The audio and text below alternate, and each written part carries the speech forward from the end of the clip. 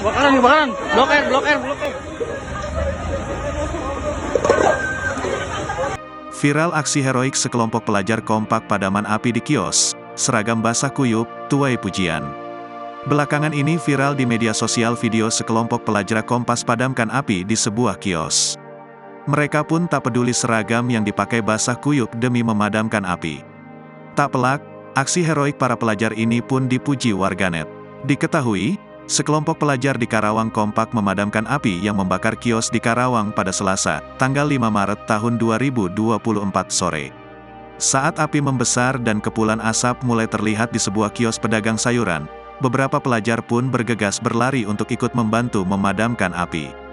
Dengan perlengkapan yang ada, mereka langsung mengambil serokan, piring, baskom atau apa saja yang bisa digunakan untuk menyerok air untuk memadamkan api.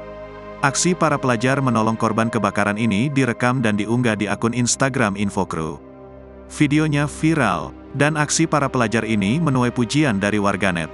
Mereka terkesan dengan aksi spontan para pelajar menolong warga yang sedang kena musibah kebakaran. Warganet menuliskan pujian kepada para pelajar tersebut. Download Tribun X sekarang, menghadirkan lokal menjadi Indonesia.